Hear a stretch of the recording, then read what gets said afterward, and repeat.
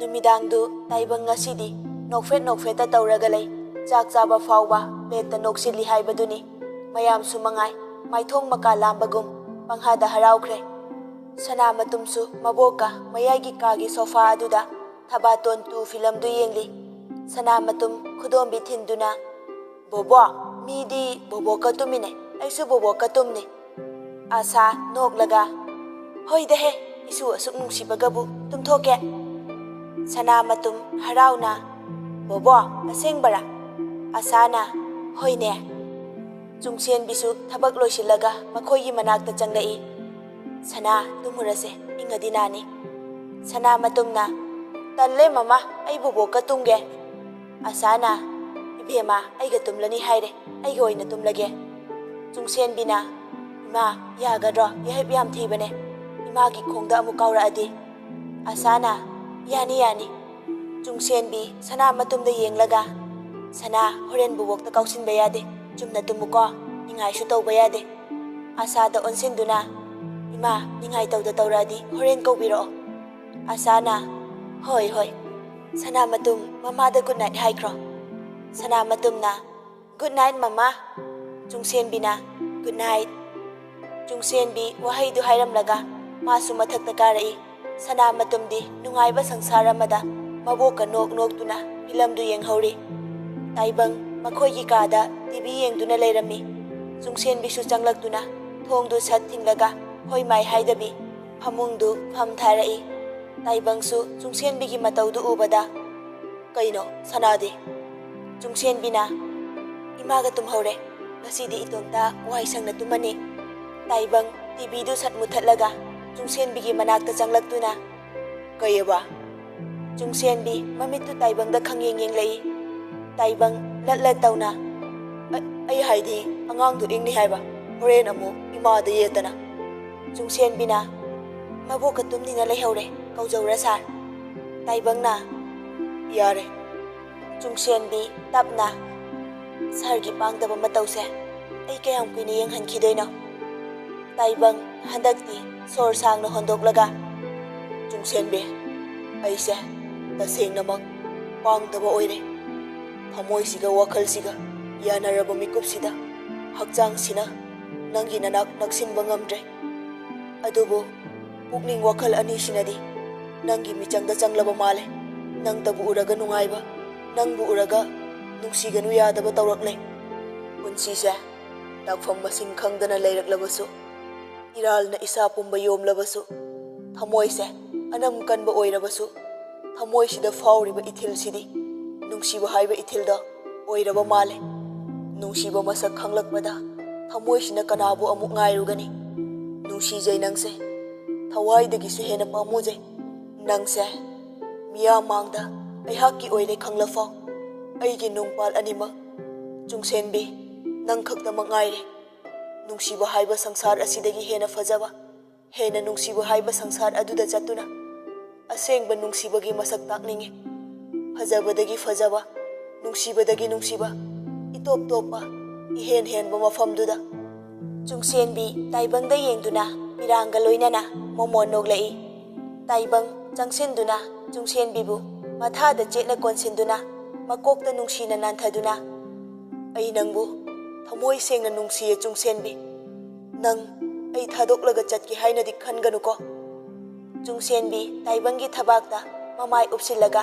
nokfre tawrai tapna mitmangda ujariba sargi saktamse mangkhigadra pakhatjariba aina sarbu thadoktuna karamna chatkani aisu sarbu thamoi sengna nungsiye taibangna pumnamak nangnane imana aibu macha amoina nungsina kauhanbasu nangnane ichagi punsibu piriba misaksu nangnane ai hojikti ahenba kana amata pamdre wasak kayana yomduna semliba fajaraba luhongba thaudang kayana yomduna semliba yumbanbagi mari ase aigi ahanba luhongbana thaudang kaya ngakpa ngamdana chatkhrabasu handakti ai fajaba khwaidagi fajaba lipun oihaninge thawaina lipul semkhrabasu thamoi anise amata ohenbagi matamdo lakle chungsenbi taibang da yenglai taibang handakti ꯆꯨꯡꯁꯦꯟꯕꯤꯒꯤ ꯂꯥꯏꯕꯛꯇ ꯅꯨꯡꯁꯤꯅ ꯆꯨꯞꯂꯛꯏ ꯑꯗꯨꯒ ꯆꯨꯡꯁꯦꯟꯕꯤꯕꯨ ꯃꯊꯥꯗ ꯌꯥꯝ ꯆꯦꯠꯅ ꯀꯣꯟꯁꯤꯟꯈ꯭ꯔꯦ꯫ ꯊꯃꯣꯏ ꯑꯅꯤꯁꯨ ꯑꯃꯠꯇ ꯑꯣꯏꯈꯤꯕꯅ ꯊꯋꯥꯏ ꯍꯛꯆꯥꯡꯁꯨ ꯃꯁꯥꯅ ꯌꯥꯅꯅ ꯑꯃꯠꯇ ꯑꯣꯏꯅ ꯄꯨꯟꯁꯤꯟꯈ꯭ꯔꯦ꯫ ꯑꯌꯨꯛ ꯑꯉꯟꯕꯗꯨ ꯇꯥꯏꯕꯪꯒꯤ ꯑꯣꯏ ꯊꯪꯕ ꯄꯥꯝꯕꯣꯝꯗ ꯃꯣꯟꯈꯥꯡꯅꯗꯨꯅ ꯆꯨꯡꯁꯦꯟꯕꯤ ꯅꯤꯡꯉꯥꯏꯗꯅ ꯇꯨꯝꯃꯤ꯫ ꯇꯥꯏꯕꯪꯁꯨ ꯃꯃꯤꯠ ꯇꯞꯂꯤ ꯇꯞꯂꯤ ꯄꯥꯡꯊꯣꯔꯛꯄꯗ ꯆꯨꯡꯁꯦꯟꯕꯤꯅ ꯃꯥꯒꯤ ꯄꯥꯝꯕꯣꯝꯗ ꯑꯀꯤꯕ ꯂꯩꯇꯅ ꯅꯤꯡꯉꯥꯏꯗꯅ ꯇꯨꯝꯂꯤꯕꯗꯨ ꯎꯔꯒ ꯇꯥꯏꯕꯪ ꯃꯥꯏꯊꯣꯡꯗꯨ ꯃꯒꯨꯟ ꯂꯩꯅ ꯅꯣꯛꯐꯦꯠ ꯇꯧꯔꯛꯏ꯫ ꯇꯥꯏꯕꯪꯁꯨ ꯆꯨꯡꯁꯦꯟꯕꯤꯒꯤ ꯂꯥꯏꯕꯛꯇ ꯅꯨꯡꯁꯤꯅ ꯆꯨꯞꯂꯛꯏ꯫ ꯆꯨꯡꯁꯦꯟꯕꯤ ꯃꯃꯤꯠꯇꯤ ꯄꯥꯡꯊꯣꯛꯇꯅ ꯃꯆꯤꯟꯗ ꯅꯣꯛꯐꯦꯠ ꯇꯧꯔꯛꯏ ꯑꯗꯨꯒ ꯏꯀꯥꯏꯖꯩ ꯍꯥꯏꯕꯒꯨꯝ ꯇꯥꯏꯕꯪꯒꯤ ꯊꯕꯥꯛ ꯃꯌꯥꯗ ꯃꯃꯥꯏ ꯂꯩꯁꯤꯟꯗꯨꯅ ꯂꯣꯠꯈ꯭ꯔꯦ꯫ ꯇꯥꯏꯕꯪ ꯅꯣꯛꯐꯦꯠ ꯇꯧꯅ ꯃꯀꯣꯛꯇ ꯃꯈꯨꯠꯇꯨꯅ ꯅꯨꯡꯁꯤꯅ ꯅꯥꯜꯂꯒ "ꯌꯣꯡ ꯏꯀꯥꯏꯊꯤꯕꯤ" ꯆꯨꯡꯁꯦꯟꯕꯤꯅ ꯇꯥꯏꯕꯪꯅ "ꯂꯣꯠꯂꯤꯗꯣ ꯀꯩꯒꯤꯅꯣ?" ꯆꯨꯡꯁꯦꯟꯕꯤ ꯀꯩ ꯈꯜꯂꯨꯔꯕꯅꯣ ꯈꯪꯗꯦ ꯈꯪꯍꯧ ꯍꯧꯒꯠꯂꯛꯏ꯫ ꯑꯀꯣꯏꯕꯗꯨ ꯀꯣꯏꯌꯦꯡ ꯌꯦꯡꯉꯤ꯫ ꯇꯥꯏꯕꯪꯁꯨ ꯏꯉꯛ ꯉꯛꯅ "ꯀꯩꯗꯧꯔꯒꯦ?" ꯆꯨꯡꯁꯦꯟꯕꯤꯅ "ꯁꯥꯔꯅ ꯅꯣꯡꯉꯥꯜꯂꯒ ꯀꯩꯝꯇ ꯍꯥꯏꯔꯛꯇ꯭ꯔꯤꯁꯤ ꯀꯩꯒꯤꯅꯣ?" ꯆꯨꯡꯁꯦꯟꯕꯤ ꯋꯥꯍꯩꯗꯨ ꯍꯥꯏꯔꯒ ꯀꯨꯝꯒꯦ ꯇꯧꯏ꯫ ꯇꯥꯏꯕꯪꯁꯨ ꯅꯪꯍꯧꯔꯣꯏ ꯃꯇꯥꯒꯨꯝ ꯆꯨꯡꯁꯦꯟꯕꯤꯕꯨ ꯃꯅꯥꯛꯇ ꯈꯪꯆꯤꯡ ꯆꯤꯡꯁꯤꯜꯂꯤ ꯑꯗꯨꯒ ꯀꯣꯟꯁꯤꯟꯗꯨꯅ "ꯀꯩꯅꯣ ꯀꯥꯏ ꯆꯠꯀꯦ ꯍꯥꯏꯅꯣ?" ꯆꯨꯡꯁꯦꯟꯕꯤꯅ "ꯁꯥꯔ ꯊꯥꯗꯣꯛꯑꯣ ꯑꯩ ꯍꯧꯒꯠꯂꯒꯦ." ꯇꯥꯏꯕꯪꯅ "ꯌꯥꯔꯣꯏ." ꯆꯨꯡꯁꯦꯟꯕꯤꯅ "ꯀꯩꯅꯣ ꯁꯥꯔ ꯉꯥꯎꯔꯕꯣ? ꯊꯦꯡꯉꯦ ꯍꯥꯏꯕꯅꯦ." ꯇꯥꯏꯕꯪꯅ "ꯔꯣꯃꯥꯟꯁ ꯉꯥꯛꯇ ꯇꯧꯁꯦ." ꯆꯨꯡꯁꯦꯟꯕꯤꯅ "ꯑꯦ." ꯇꯥꯏꯕꯪꯅ "ꯁꯦꯕ." ꯆꯨꯡꯁꯦꯟꯕꯤꯅ "ꯌꯥꯝ ꯈꯠꯅꯨꯀꯣ ꯃꯣꯏ ꯍꯅꯨꯕ ꯅꯪ." ꯇꯥꯏꯕꯪ ꯉꯛꯅ "ꯀꯩꯕ ꯅꯪ ꯍꯧꯖꯤꯛꯀꯤ ꯃꯤꯡꯗꯣ?" ꯆꯨꯡꯁꯦꯟꯕꯤ ꯂꯠꯂꯤ ꯂꯠꯂꯤ "ꯀꯩꯕꯨꯅꯣ?" ꯇꯥꯏꯕꯪꯅ "ꯍꯧꯖꯤꯛꯀꯤ ꯑꯀꯣꯟꯕꯗ ꯍꯥꯏꯈꯤꯕꯗꯣ." ꯆꯨꯡꯁꯦꯟꯕꯤꯅ ꯃꯣꯏ ꯍꯅꯨꯕ." ꯇꯥꯏꯕꯪꯗꯤ ꯆꯨꯡꯁꯦꯟꯕꯤꯒꯤ ꯋꯥꯍꯩꯗꯨꯗ ꯁꯤꯊ ꯁꯤꯊ ꯅꯣꯛꯂꯛꯏ꯫ ꯆꯨꯡꯁꯦꯟꯕꯤ ꯀꯨꯝꯒꯦ ꯇꯧꯕꯅꯤ꯫ ꯇꯥꯏꯕꯪꯅ ꯑꯃꯨꯛ ꯈꯪꯆꯤꯡ ꯆꯤꯡꯁꯤꯜꯂꯤ ꯑꯗꯨꯒ ꯃꯈꯨꯠ ꯑꯣꯏꯗꯨꯅ ꯆꯨꯡꯁꯦꯟꯕꯤꯒꯤ ꯂꯨꯈꯝꯗ ꯄꯥꯏꯗꯨꯅ ꯃꯃꯥꯏꯗꯨ ꯃꯉꯣꯟꯗ ꯂꯩꯁꯤꯜꯍꯜꯂꯤ ꯑꯗꯨꯒ ꯃꯈꯨꯠ ꯌꯦꯠꯇꯨꯅ ꯃꯃꯥꯏ ꯃꯆꯥ ꯑꯗꯨꯗ ꯅꯥꯟꯗꯨꯅ ꯆꯨꯡꯁꯦꯟꯕꯤꯒꯤ ꯅꯥꯇꯣꯟꯗꯨ ꯅꯣꯛꯐꯦꯠ ꯇꯧꯅ ꯅꯨꯡꯁꯤꯅ ꯁꯤꯛꯂꯛꯏ꯫ ꯆꯨꯡꯁꯦꯟꯕꯤꯁꯨ ꯅꯥꯏ ꯍꯥꯏꯕꯒꯨꯝ ꯁꯨꯒꯠꯂꯛꯏ꯫ ꯃꯇꯧꯗꯨꯗ ꯇꯥꯏꯕꯪꯗꯨ ꯊꯃꯣꯏ ꯍꯦꯟꯅ ꯄꯦꯠꯊꯕꯒꯨꯝ ꯆꯨꯡꯁꯦꯟꯕꯤꯒꯤ ꯂꯥꯏꯕꯛꯇꯨ ꯃꯥꯒꯤ ꯂꯥꯏꯕꯛꯀ ꯊꯦꯡꯅꯗꯨꯅ ꯍꯥꯏꯔꯛꯏ "ꯑꯩꯅ ꯃꯣꯏ ꯍꯅꯨꯕ ꯑꯣꯏꯔꯝꯃꯤꯅ ꯅꯪꯁꯨ ꯃꯣꯏ ꯍꯅꯨꯕꯒꯤ ꯅꯨꯄꯤ ꯃꯣꯏ ꯍꯅꯨꯕꯤ ꯇꯥꯔꯦ." ꯆꯨꯡꯁꯦꯟꯕꯤ ꯇꯥꯏꯕꯪꯗꯨ ꯐꯠ ꯏꯟꯊꯣꯛꯇꯨꯅ ꯐꯃꯨꯡꯗꯒꯤ ꯐꯠ ꯀꯨꯝꯊꯈ꯭ꯔꯦ ꯑꯗꯨꯒ ꯈꯪꯗꯦ ꯑꯩꯈꯣꯏꯗꯤ ꯁꯥꯔꯗꯤ ꯃꯣꯟꯒꯁꯨ ꯌꯥꯝ ꯔꯣꯃꯥꯟꯁ ꯇꯧꯔꯛꯇꯥꯏꯅꯦ ꯃꯣꯟꯒ ꯑꯣꯏꯅ ꯇꯧꯕꯤꯍꯧꯔꯣ."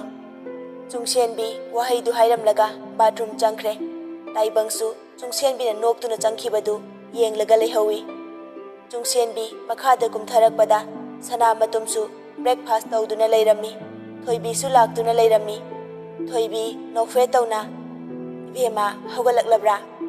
ꯆꯨꯡꯁꯦꯟꯕꯤ ꯃꯁꯥ ꯃꯇꯣꯝꯇ ꯄꯪꯏꯗ ꯏꯀꯥꯏꯖꯔꯦ ꯇꯞꯅ "ꯏꯅꯦ ꯂꯥꯛꯄꯁꯨ ꯈꯪꯍꯧꯗ꯭ꯔꯦ ꯈꯔ ꯊꯦꯡꯗꯣꯛꯈ꯭ರೆ." ꯊꯣꯏꯕꯤ ꯅꯣꯛꯂꯒ ꯀꯥꯏꯗꯦꯗ ꯅꯣꯡ ꯐꯥꯗꯣꯛꯄꯨ." ꯁꯅꯥꯃꯇꯨꯝꯅ "ꯃꯃꯥ ꯑꯩꯈꯣꯏ ꯍꯣꯔꯦꯟ ꯕꯣꯕꯣꯛ ꯊꯣꯏꯕꯤꯅ ꯀꯣꯏꯕ ꯆꯠꯅꯤ ꯍꯥꯏ." ꯆꯨꯡꯁꯦꯟꯕꯤꯁꯨ ꯁꯅꯥꯕꯨ ꯅꯨꯡꯁꯤꯅ ꯌꯦꯡꯂꯒ ꯃꯆꯥꯒꯤ ꯃꯀꯣꯛꯇ ꯅꯥꯟꯕꯤꯔꯛꯏ꯫ ꯇꯥꯟꯖꯥ ꯑꯗꯨꯗ ꯑꯁꯥꯁꯨ ꯔꯤꯀꯤꯒ ꯋꯥꯔꯤ ꯁꯥꯗꯨꯅ ꯊꯣꯛꯂꯛꯏ꯫ "ꯍꯥ ꯀꯩ ꯍꯥꯏꯕꯅꯣ?" ꯔꯤꯀꯤꯅ "ꯚꯤꯗꯤꯑꯣ ꯀꯣꯜ ꯇꯧꯔꯛꯀꯦ ꯏꯃꯥ." ꯑꯁꯥꯅ ꯍꯣꯏ." ꯑꯁꯥ ꯆꯨꯡꯁꯦꯟꯕꯤꯗ ꯑꯣꯟꯁꯤꯟꯗꯨꯅ "ꯕꯦꯝꯃ ꯁꯦ ꯅꯣꯏꯒꯤ ꯚꯤꯗꯤꯑꯣ ꯀꯣꯜ ꯍꯥꯏꯕ꯭ꯔꯥ ꯑꯗꯨ ꯇꯧꯔꯛꯀꯦ ꯍꯥꯏꯔꯤꯅꯦ ꯅꯅꯥꯎꯅ." ꯆꯨꯡꯁꯦꯟꯕꯤꯁꯨ ꯃꯃꯥꯗꯒꯤ ꯐꯣꯟꯗꯨ ꯂꯧꯗꯨꯅ "ꯏꯃꯥ ꯚꯤꯗꯤꯑꯣ ꯀꯣꯜ ꯍꯥꯏꯕꯅꯦ." ꯔꯤꯀꯤꯅ "ꯏꯇꯩꯃ ꯗꯤꯑꯣꯗ ꯑꯣꯏꯅ ꯇꯧꯔꯛꯀꯦ." ꯆꯨꯡꯁꯦꯟꯕꯤꯅ ꯍꯣꯏ." ꯔꯤꯀꯤꯁꯨ ꯊꯝꯗꯨꯅ ꯗꯤꯑꯣꯗ ꯀꯣꯜ ꯇꯧꯗꯨꯅ ꯋꯥꯔꯤ ꯁꯥꯟꯅꯔꯤ꯫ ꯁꯅꯥꯃꯇꯨꯝ ꯍꯔꯥꯎꯅ "ꯀꯀꯥꯆꯥ ꯑꯩꯈꯣꯏꯗꯤ ꯍꯣꯔꯦꯟ ꯀꯣꯏꯕ ꯆꯠꯀꯅꯤ." ꯔꯤꯀꯤꯅ "ꯀꯀꯥꯆꯥ ꯍꯌꯦꯡ ꯂꯥꯛꯑꯅꯤ ꯏꯆꯥꯒꯤ ꯀꯩ ꯂꯩꯔꯛꯑꯣꯕ?" ꯁꯅꯥꯃꯇꯨꯝꯅ "ꯀꯀꯥꯆꯥ ꯑꯩꯒꯤꯗꯤ ꯔꯣꯕꯣꯠ ꯑꯃ ꯂꯩꯔꯛꯑꯣ." ꯔꯤꯀꯤ ꯅꯣꯛꯂꯒ ꯍꯣꯏ ꯏꯃꯥ ꯇꯥꯃꯣ ꯈꯣꯏ ꯑꯝꯇ ꯍꯧꯒꯠꯅꯗ꯭ꯔꯤꯕꯣ?" ꯑꯁꯥꯅ "ꯍꯧꯒꯠꯂꯝꯃꯅꯤꯗ ꯅꯪ ꯇꯥꯃꯣ ꯌꯥꯍꯧ ꯉꯟꯕꯅꯤ ꯃꯁꯥꯒꯤ ꯅꯪꯗꯅ ꯊꯦꯡꯕꯒꯤ ꯋꯥꯅꯤ."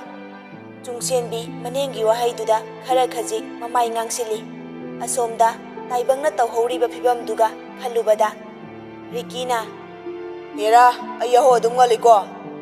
ꯑꯁꯥꯅ ꯍꯣꯏꯅꯦ." ꯔꯤꯀꯤꯅ "ꯏꯃꯥ ꯑꯩꯈꯣꯏ ꯏꯇꯩꯃꯗꯣ ꯑꯝꯇ ꯎꯠꯂꯛꯑꯣ." Asasu ingau ngauna Chungchenbida uli. Kaibu haige haibano nataimada? Ricky Chungchenbida yenglaga. Ima, okay tare. Asana, kainone atomba? Ricky na, Ima, itaimagi fi ama laige taune, chanaba color yengine. Tanja aduda Taibangsu makhutu pocket ta humladuna kumtharai. Taibang changsilakduna. Ima, naura. Asana, mani ngasai khadang lepri. Taibang na, ay amukta paihauge. Ricky su mayamba ubada. Tamo, ay habdo kamay tawrage. Taibang asaday phone du lauduna. Ay ngamdre. Taibang wari sara mathakta kakre. Chungchenbisu Taibangda yengduna leihawi. Mikup kharagi matung Taibang Chungchenbibu kaurai. Chungchenbi, tabro, nang phone laine, ay somda khu thadokpa yadre. Nang sangadi amta lao. Asana, ibema nang phone lai haine, cho. Chungchenbina, hoi ma. Chungchenbi mathakta kakhalai. Makhoigi kagi thongdu hangdoktuna changlakpada hamungda ningthina packing tawraba box ama leirami. Manakta Chungchenbigi phone du su leirami. Chungchenbi ingak-ngakna box du da yenglaga Taibangbu thirai. Taibangsu karimata khangdaba saduna magi laptop tu hangdoktuna yengduna lei. Chungchenbi tapna changsinduna phone du hangdoktuna yenglai. Sir, phone lai haidaine. Taibang mamai non khalakduna phone lakrasu atai du yengo. Chungchenbi packing du hangdoktuna yenglai. Mabok amadi mama mapa makhoi ahumgi photo su yauna makhada yawba uri.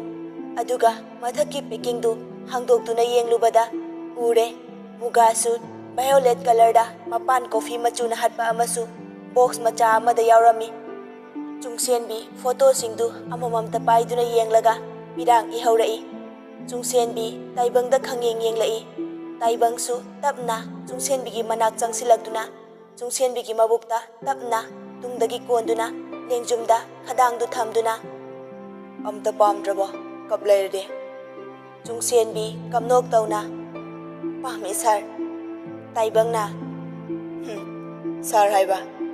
Chungchenbina. Kawe. Taibang tapna. Tamo koro. Chungchenbi nokfe tawna. Tamo nate moy hanubane. Taibang noklaga. Hoi. Ay kem hek hajaroi. Taibang Chungchenbibu mangonda onsin handuna. Nang naluhongba numita. Natuna man ison na kapkhibada. Ay ngasisu kaudri. Awopu kauduna kappa. Ay ginakongda. Haujisu dari. Ay hana pige khanbane. Adubo photo khak pibasu nungaitaba. Hek luhonglakpadagi. Nanggi ayna karisu piba ngamdri. Nang na ifamda loinaidaba. Kaungom laroidaba khudol kaya ama tamkhraga. Aise wa khangdaba yam tare. Aduda ngarang se leirakpane. Pige khalaga adum pikhidre. Tamaina haibada nupise hiram amada pukning yam nungsigale hai. Mahakna waraklaba matamda nupa aduna nupiduna pamliba emotional feeling du khangbiduna makhoibu pukning thogatpiraba. Nanggidamak ay lei haiduna lepa ngamaba. Aduna nupi aduda piba ngamba khwaidagi chawba gift ne hai. Ngasi aina piriba gift se nangnasu manghannabu honarakano. Aduga ainasu asidagi henba punsida wataba matik chaba nangbu ngakpi senbiba nangbu punsi jupa nungsiba ngamba misak oiduna punsigi khwaidagi chawba khudol piba ngamba ohenbiuko. Chungchenbi tapna. Ngasidi aise sargi nungsibana ikhong ikhut chetna punsinkhibana aise lengba otpa ngamdrabi haibado oire. Tamona piriba khudol simak punsi chupa leptana pibiba ngamba oibiyo. Aisu tamo amadi ichagidama khudingmak tawba ngamba oijage. Taibang handakti Chungchenbibu mathada chetna konsilai. Chungchenbi Taibangda nungsina yengjaduna momon tawjarai. Somdana Mira khadrakpagi mayumda direct lai. Masadu akiba amata yaudana changlakpadu ubada khadrakpasu sauna thoglai. Miragi matangna charisu khadrakpa hoigi yumdu mi kanasu leitaba tanja lauduna changlakpani.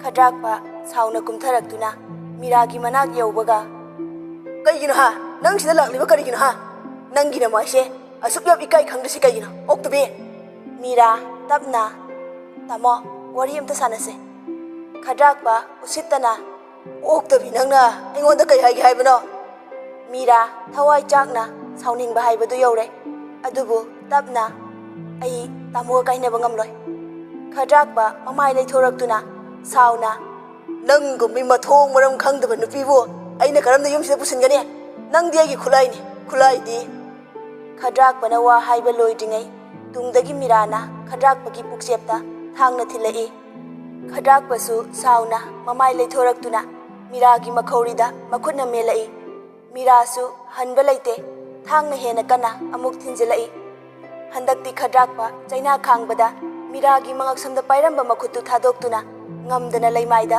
ꯂꯣꯡꯅ ꯇꯥꯈ꯭ꯔꯦ ꯃꯤꯔꯥ ꯀꯟꯅ ꯑꯍꯧꯕ ꯈꯣꯟꯖꯦꯜꯗ ꯅꯣꯛꯇꯨꯅ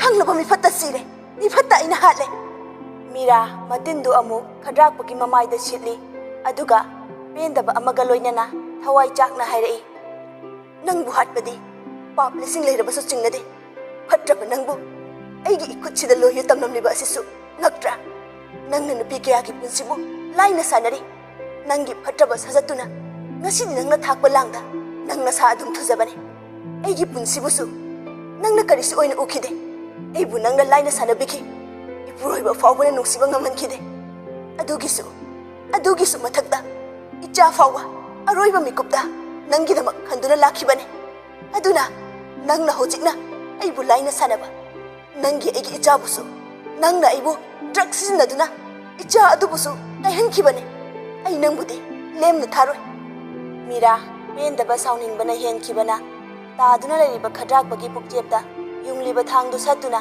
ꯈꯗ꯭ꯔꯥꯛꯄꯗ ꯑꯃꯨꯛꯀꯁꯨ ꯀꯟꯅ ꯌꯨꯡꯂꯛꯏ ꯈꯗ꯭ꯔꯥꯛꯄ ꯍꯟꯗꯛꯇꯤ ꯃꯤꯔꯥꯗ ꯃꯈꯨꯠꯇꯨ ꯊꯥꯡꯒꯠꯂꯝꯂꯒ ꯃꯤꯔꯥ ꯌꯧꯕ ꯉꯝꯗꯅ ꯑꯔꯣꯏꯕ ꯁꯣꯔ ꯍꯣꯟꯈ꯭ꯔꯦ ꯃꯤꯔꯥ ꯍꯟꯗꯛꯇꯤ ꯄꯦꯟꯅ ꯅꯣꯛꯇꯨꯅ ꯍꯧꯖꯤꯛꯇꯤ ꯑꯩꯒꯤ ꯅꯤꯡꯕ ꯊꯨꯡꯂꯦ ꯑꯩ ꯍꯧꯖꯤꯛ ꯁꯤꯔꯁꯨ ꯌꯥꯔꯦ ꯃꯤꯐꯠꯇ ꯑꯩꯅ ꯍꯥꯠꯂꯦ ꯑꯩꯒꯤ ꯏꯆꯥꯒꯤ ꯂꯃꯟ ꯁꯤꯡꯂꯦ ꯃꯤꯔꯥ ꯃꯈꯨꯠ ꯃꯁꯥ ꯏꯅ ꯄꯨꯝꯇꯩ ꯇꯩꯗꯨꯅ ꯊꯣꯛꯂꯛꯏ ꯑꯗꯨꯒ ꯃꯅꯥꯛ ꯅꯛꯅ ꯂꯩꯕ ꯄꯨꯂꯤꯁ ꯁ꯭ꯇꯦꯁꯟ ꯑꯃꯗ ꯆꯪꯗꯨꯅ ꯃꯁꯥꯅ ꯇꯧꯔꯤꯕꯗꯨ ꯌꯥꯖꯗꯨꯅ ꯁꯔꯦꯟꯗꯔ ꯇꯧꯈ꯭ꯔꯦ ꯉꯁꯥꯏꯗꯒꯤ ꯃꯤꯡꯁꯦꯜ ꯃꯃꯥꯡꯗ ꯐꯝꯗꯨꯅ ꯂꯩꯔꯤꯕ ꯄꯨꯖꯥꯗꯨ ꯃꯃꯥꯏ ꯃꯃꯤꯠꯇꯨ ꯀꯔꯤꯃꯠꯇ ꯌꯦꯛꯁꯤꯟ ꯇꯩꯁꯤꯟꯕ ꯇꯧꯗꯦ ꯇꯅꯧꯔꯕꯤ ꯀꯨꯆꯨꯗꯨꯗ ꯍꯪꯒꯥꯝ ꯃꯄꯥꯜ ꯃꯆꯨꯒꯤ ꯄꯥꯝꯕꯣꯝ ꯌꯧꯕꯤ ꯐꯨꯔꯤꯠ ꯑꯃ ꯂꯤꯠꯂꯤ ꯐꯅꯦꯛ ꯀꯣꯐꯤ ꯀꯂꯔꯒꯤ ꯑꯃ ꯁꯦꯠꯂꯤ ꯅꯤꯡꯊꯤꯔꯕ ꯃꯄꯨꯡ ꯐꯥꯔꯕ ꯐꯤꯕꯝ ꯑꯗꯨꯗ ꯁꯦꯠꯂꯤꯕ ꯐꯤꯖꯦꯠꯇꯨꯅ ꯑꯃꯨꯛꯀ ꯍꯦꯟꯅ ꯃꯄꯨꯡ ꯐꯥꯍꯜꯂꯦ ꯉꯔꯥꯡ ꯆꯤꯡꯂꯦꯝꯕꯅ ꯍꯥꯏꯔꯛꯄ ꯋꯥꯍꯩꯗꯨ ꯑꯃꯨꯛ ꯅꯤꯡꯁꯤꯡꯂꯛꯏ ꯄꯥꯈꯪ ꯑꯃꯒ ꯂꯩꯁꯥꯕꯤ ꯑꯃꯒ ꯀꯩꯒꯤ ꯗꯦꯠ ꯆꯠꯅꯩꯗ ꯑꯗꯨꯗꯤ ꯅꯪ ꯍꯣꯔꯦꯟ ꯑꯍꯤꯡꯗ ꯈꯜꯂꯣ ꯄꯨꯖꯥ ꯈꯣꯟꯖꯦꯜ ꯊꯣꯛꯅ ꯇꯞꯅ ꯑꯩꯅ ꯁꯤꯡꯒꯦ ꯈꯜꯂꯤꯕ ꯂꯃꯟꯁꯦ ꯉꯁꯤꯗꯤ ꯌꯥꯝꯕꯨꯡꯒꯤ ꯋꯥꯍꯩ ꯑꯃꯅ ꯍꯦꯟꯅ ꯐꯣꯡꯗꯣꯛꯅꯤꯡꯂꯦ ꯑꯩꯅ ꯎꯔꯤꯕ ꯈꯜꯂꯤꯕ ꯐꯥꯎꯔꯤꯕ ꯑꯁꯤꯒꯨꯝ ꯌꯥꯝꯕꯨꯡꯗꯁꯨ ꯐꯥꯎꯕ꯭ꯔꯥ ꯇꯥꯟꯖꯥ ꯑꯗꯨꯗ ꯆꯤꯡꯂꯦꯝꯕꯒꯤ ꯀꯣꯜ ꯂꯥꯛꯏ ꯄꯨꯖꯥꯁꯨ ꯏꯀꯥꯏꯅ ꯇꯞꯅ ꯄꯥꯏꯈꯠꯂꯛꯏ ꯍꯜꯂꯣ ꯌꯥꯝꯕꯣ ꯆꯤꯡꯂꯦꯝꯕꯅ ꯅꯨꯡꯁꯥꯁꯨ ꯌꯥꯝ ꯁꯥꯏ ꯕꯕꯥ ꯎꯅꯕ ꯑꯣꯏꯅ ꯆꯪꯂꯛꯄꯁꯨ ꯐꯖꯗ꯭ꯔꯦ ꯊꯣꯛꯂꯣ ꯄꯨꯖꯥꯅ ꯍꯣꯏ ꯆꯤꯡꯂꯦꯝꯕꯅ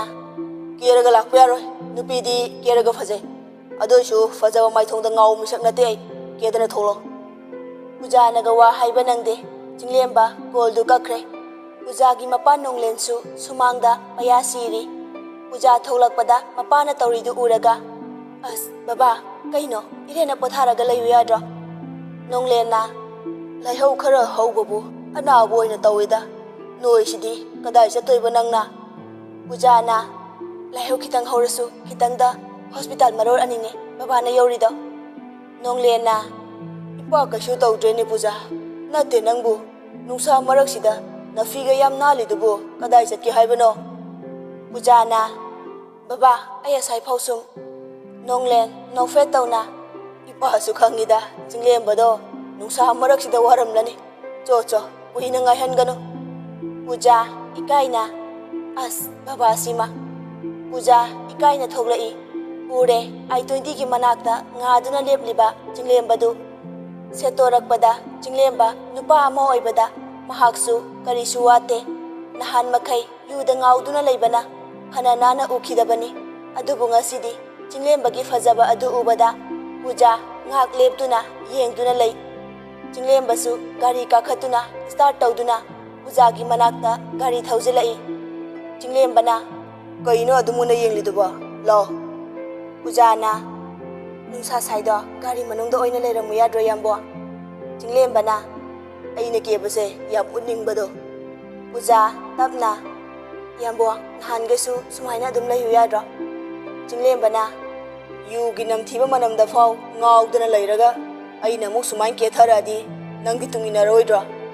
Puja suktokna phagini kaina. Chinglembana lo noi swai mi singse aingonda lo yengle hainade. Puja su gari da tapna kakhalai. Chinglembana kaijase haino. Puja na khangde. Chinglemba tapna aisu first day ne. Nungsinaba nupiga sumain koiba chatpase. Aduna khangde hotel amadi book tawkhibane.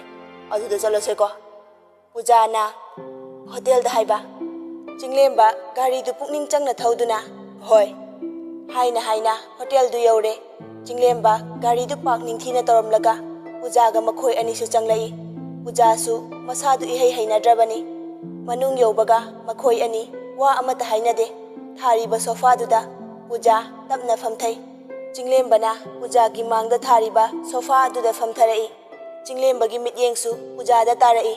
Puja gi mamai macha aduda sinthungna paliba mamit naton tabarabi chimbal pumnamak Chinglemba gi thamoibu tapna khudum chalakpagum taurai. Chinglemba tapna Puja su mamai du kadugi akoibadu yenglambani khangboi lakboi hau. Chinglemba nokfe tawna nang huran bisum oiranuba. Puja ngakna Chinglemba da yenglai. Chinglembana aigi haukraba wari se nangi nafamda hana lige aduga nangi firepto ai tage aina haigadori wase nang yadabasu tawgano aduga yadabasu yaroi nangna ingonda singadoriba lamman adu thawbane. Puja ingak ngakna Chinglemba da yenglaga kai wari no yambu ai amata chithadana tage. Chinglemba haukraba mahak amadi chungsenbigi wari singdu Puja da amata chithadana lirai. Chinglembana aigi imagi akhoba mitye wakhal amadi nangi punsigi khalaga firep ase laurabane. Puja ngakna yambungi karamba fire. Chinglembana ai nangbu punsigi oina aiga chatminabado pame mase aina pamba nafamdagi laman oina nijabane. Aisu khange nangna aigidama wabi haiba masina ai nangodagi lapthokpa ngamdre. Puja handakti Chinglemba da yenglaga aina yambungbu khanjabase isorna su ubiraba male. Chinglembana thamoi ani yasinabane ai nangbu nungsijage ko Puja. Puja tapna yambung aibu lairabini haiduna khak inthokpiganu ko. Chinglemba handakti Puja gi manakta changsilai. 1 year ago Soisti gi laitin khoiramba loiduna mayam chak tak pangainari. Asadu angangi manakta famduna awat apa yengli. Taibangdi masadu ngak leitana leite amuk changi amuk thoi tawduna lei. Asa tholakpada taibanga hek thengjinai. Achauba kainone nangbo asomda kari kari awat apa leirige yenglu soyadro. Taibang makok tu hotlaga ima aise asomda thabak su tawningba ada angang mama su uningba nate. Taibang mamai leiduna kumthakre. Tanja aduda khomai thiba Rima du mathak karakpada taibanga hek thengjinai. Taibang Rima gi fibam du yenglai masa su chawbaga sor su fuina holi. Rima khonjel ichau chawna noita khomai di taibang. Taibang na kai noije mi pakhang ni nupi goiba chalamne. Rima na hojik pu kai de nupi no ba chahi ni fu yoraba mabo aina ne sauraktana ne ngasi thok pharaga chensindoine. Taibang na ye soire che adudi kai de yarne tamoina yahan ge harde ichena tanaba lepkana. Taibang noklaga makhada kumthakre. Ngasai khai thaiduna chatpada waraba khomaidu mamai leithorakpada Rima ga hek michanare. Rima na oi ngaikho nang. Khomai na kai no Rima. Rima khonjel wangna nang aise usite natro. Khomai kapli ai khoi sar sibu aibu. Rima na kaino ꯈꯣꯃꯩꯅ ꯑꯣꯏꯃ ꯀꯤꯌꯦ ꯔꯤꯃꯥ ꯈꯣꯃꯩꯒꯤ ꯈꯨꯗꯥꯡꯗꯨ ꯇꯥ ꯄꯥꯏꯗꯨꯅ ꯆꯍꯤꯅ ꯇꯪꯈꯥꯏ ꯌꯧꯗꯧꯕ 10 ꯈꯛꯇ ꯉꯥꯏꯔꯀꯥꯟꯗ ꯅꯪꯅ ꯑꯉꯥꯡ ꯁꯥꯗꯅ ꯅꯨꯄꯤ ꯊꯤꯈꯤꯔꯣꯏ ꯀꯥꯏꯅ ꯅꯨꯡꯉꯥꯏꯅꯤ ꯅꯪ ꯔꯤꯃꯥ ꯏꯆꯥꯎ ꯆꯥꯎꯈꯩ ꯈꯣꯃꯩꯗꯨ ꯃꯥꯒꯤ ꯀꯥꯗ ꯆꯤꯡꯗꯨꯅ ꯊꯣꯡ ꯂꯣꯟꯁꯤꯟꯈ꯭ꯔꯦ ꯈꯣꯃꯩ ꯃꯅꯨꯡꯗꯒꯤ ꯀꯟꯅ ꯂꯥꯎꯔꯛꯏ ꯁꯥꯔ ꯑꯩꯕꯨ ꯑꯃꯨꯛꯇ ꯀꯟꯕꯤꯌꯣ ꯑꯩ ꯏꯖꯠ ꯃꯥꯡꯕ ꯉꯝꯃꯣꯏꯌꯦ ꯔꯤꯃꯥꯅ ꯂꯥꯎꯒꯅꯨ ꯃꯤꯅ ꯇꯥꯔꯒ ꯑꯩꯅ ꯅꯪ ꯍꯥꯠꯇꯧꯕ ꯃꯥꯟꯈꯤꯅꯤ ꯃꯌꯥꯝꯁꯨ ꯆꯥꯛ ꯆꯥꯅꯕ ꯍꯥꯏꯗꯨꯅ ꯆꯥꯛ ꯇꯥꯡꯅꯔꯛꯏ ꯇꯥꯂꯛꯇꯨꯅ ꯃꯤ ꯊꯣꯛꯈꯤꯕ ꯇꯥꯟꯖꯥ ꯌꯦꯡꯂꯒ ꯇꯥꯏꯕꯪꯗꯨ ꯆꯨꯡꯁꯦꯟꯕꯤꯒꯤ ꯃꯅꯥꯛꯇ ꯆꯪꯂꯛꯏ ꯃꯈꯨꯠꯇꯨꯁꯨ ꯃꯁꯥꯗꯨ ꯁꯣꯟꯕꯅ ꯗ꯭ꯔꯤꯞ ꯌꯥꯟꯗꯨꯅ ꯃꯆꯥꯕꯨ ꯅꯨꯡꯁꯤꯅ ꯀꯣꯟꯗꯨꯅ ꯍꯤꯞꯂꯤꯕ ꯑꯗꯨ ꯎꯕꯗ ꯇꯥꯏꯕꯪ ꯅꯨꯡꯁꯤꯅ ꯌꯦꯡꯖꯔꯛꯏ ꯆꯨꯡꯁꯦꯟꯕꯤ ꯇꯞꯅ ꯃꯣꯏ ꯍꯅꯨꯕꯗꯤ ꯆꯥꯛ ꯆꯥꯕ ꯌꯥꯍꯧ ꯌꯥꯗ꯭ꯔꯣ ꯇꯥꯏꯕꯪꯅ ꯏꯆꯥꯒ ꯏꯇꯨꯒꯒꯤ ꯗ꯭ꯌꯨꯇꯤ ꯋꯥꯠꯂꯤ ꯋꯥꯍꯩꯗꯨ ꯍꯥꯏꯗꯨꯅ ꯆꯨꯡꯁꯦꯟꯕꯤꯒꯤ ꯃꯈꯨꯠꯇ